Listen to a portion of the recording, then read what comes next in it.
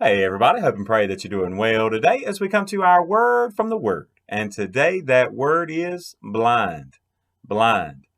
Now you'll see in the rest of 2 Kings chapter 6, you see the story unfold a little bit differently from where we left off yesterday. And you see this servant with Elisha, and basically he is just he's flipping out. He cannot believe that Elisha has got him into this circumstance, and this is probably something that's familiar to many of us. That you know the story, and as this servant is there, and he's overwhelmed, and he can't see. He's so focused on the enemy that he can't imagine what God is going to do. Now, we just talked about yesterday those behemoth and small problems that the Lord can handle, like the iron axe head. Today, this really seems like a behemoth of a problem. It seems like something huge and insurmountable that Elisha and his servant were going to be doomed there as they're surrounded. But I can imagine in this conversation that Elisha is just cool, calm, and collected. And he is just kind of going about things easily. It's not really bothering him. And you can imagine the servant probably being a nervous wreck, saying, "What in the world? How are you so calm? How are you able to handle all this?" And Elisha prays.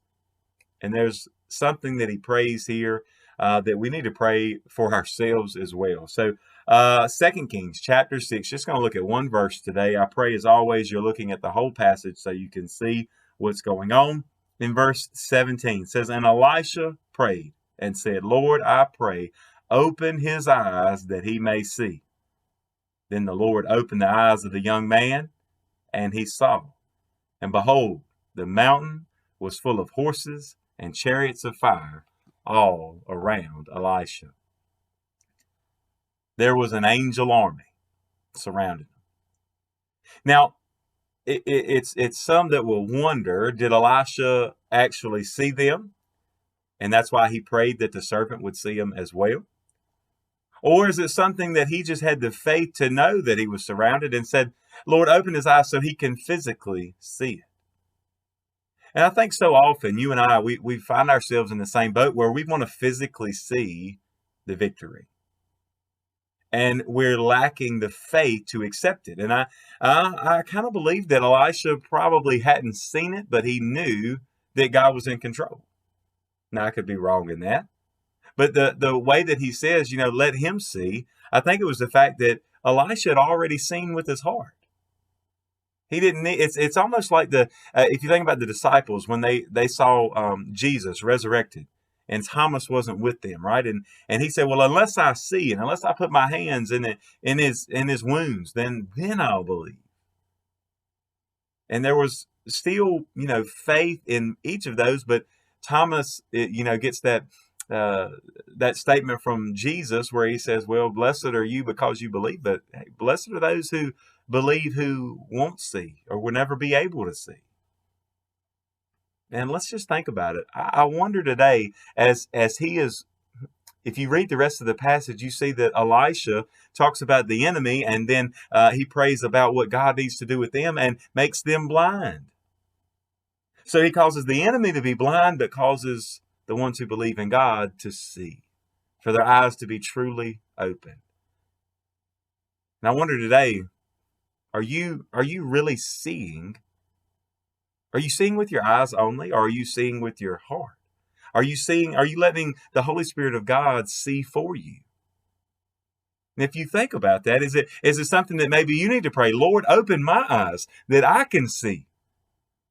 Look, I'm not going, the Lord could still open up your eyes to physically see the surrounding army of angels that's protecting you or all of us or a group. I mean, it's not to say that he cannot do that. I love hearing the stories of those missionaries, who are maybe in danger, and those churches who have prayed fearlessly. And then you hear stories later of, well, there was an angel there, or the enemy maybe would even say that, no, there was something in between us that wouldn't allow us to get to you. And there's no limitations on what God can do. But yet, there again, I go back to tie this in with yesterday with the axe head, is that we seem to think that, all the little things we have to handle ourselves, but the big things that, well, we have to turn them over to God. Well, even with that line of thinking that's wrong, Why is it that when we come to the big things that only God can handle, why do we still think we have to be in control? Why are we moving blindly thinking that God has abandoned us? God has left us, like God has called us to this valley that we're in, and then he's going to allow us to be destroyed? No, if we've gone there in faith, if we've gone there trusting him and wanting and desiring him to work on us and work through us in that valley, then we need to see clearly that God is still there to protect us. Because if God be for us, who could ever be against us? So I pray that you won't be blind today, but that you'll be able to open your spiritual eyes and see the power and sovereignty of God.